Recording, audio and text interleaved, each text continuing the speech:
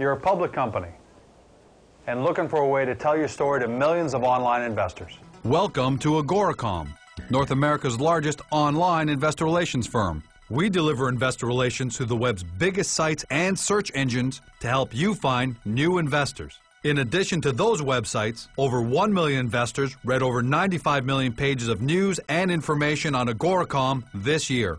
AGORACOM, where smart public companies and investors click. Welcome to AGORACOM, the Small Cap Epicenter, and AGORACOM TV, a daily, fast-paced, edgy show bringing the best press releases out of the small cap world at the open so you can hopefully profit from them and maybe even find your next great small cap investments. Wednesday, October the 22nd, I've got 4 press releases for you from both sides of the border. So let's start you off first in the U.S. with AlphaRX, trades on the OTC under ALRX. This is an AGORACOM client, have to disclose that, but as always, we don't discuss AGORACOM client news here on AGORACOM TV unless it stands on its own 2 feet. Here's the headline out of AlphaRX.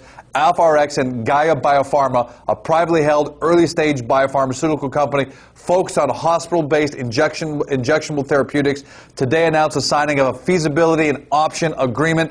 The licensing agreements include up to $5.35 million to AlphaRX in potential development milestone payments.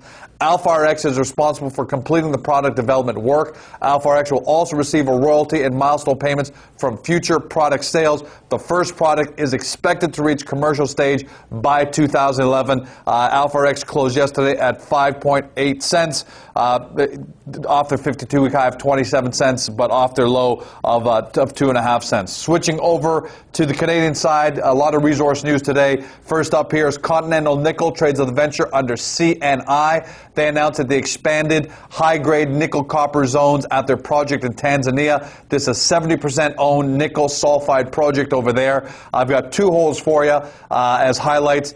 First, we've got hole 080, 6.25 meters, grading 5.48% nickel, 2.05% copper. I've also got hole 90 for you, 16 meters, 2.56% nickel, 0.34% copper. Craig McDougall, president and CEO of the company, had this to say. I'm taking an excerpt, but it's big words out of him. With the initial discoveries from our first exploration season last year, now moving to the drill delineation stage, the project is quickly evolving into an exceptional and advancing new nickel sulfide project for which few can compare globally. Can't back that up. I'm not sure. Don't know enough about this project. But when you see a CEO put into words and quote in the press release, definitely worth taking a look at. They closed yesterday at 80 cents. They're off their 52-week high of 3.79 and just off their low of 52 cents. Next up, Sandgold Corporation also trades on the venture under SGR. They announced that ongoing surface drilling continues to encounter bonanza gold grades, as well as extension to the newly discovered Hinge zone to depth and along strike to the east and the west. I've got 2 highlight holes here. First, hole 0876, 142 grams per ton of gold over 2 meters. That equates to 4.1 ounces per ton over 6.6 feet. Pretty big numbers there. And you've also got hole 0875, 60 grams per ton over 1.4 meters. Dale Ginn, CEO of the company, had this to say: the Hinge area continues to demonstrate widths and grades similar to that of the neighboring Red Lake mines to the east, except that the Hinge discoveries are much closer to the surface. Pretty big numbers, pretty big words there, considering the history of Red Lake. And he's saying that these are close to surface. Closed last at 84 cents yesterday, just off its low of 73 cents, off its high of 225. That's Sandgold Corporation. Finally, Romios Gold trades on the venture under RG, on the OTC under RMIOF, and for our friends in Germany on the Frankfurt under D4R. They announced the results of hole TRK 0801 at its Trek property located in the Galore Creek area of northwestern British Columbia. Here's the highlight hole: 2.06% copper, 1.05 grams per ton of gold, and 26 grams per ton of silver over 32 meters. That's a really big number there. Go take a look at all the technical information. I'm going to give you a quote here from Tom Drevis, who's president of Romios Gold. The wide intersection of these high-grade copper, gold, and silver values in hole TRK 0801 indicates a significant potential of this discovery.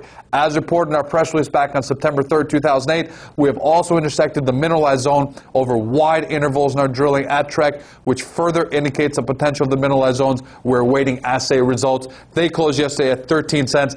Big drop off their 52-week high of 85 cents, just off their low of 9 cents. Go take a look at them if you like gold, if you like these kind of companies, and it may be an early entry point.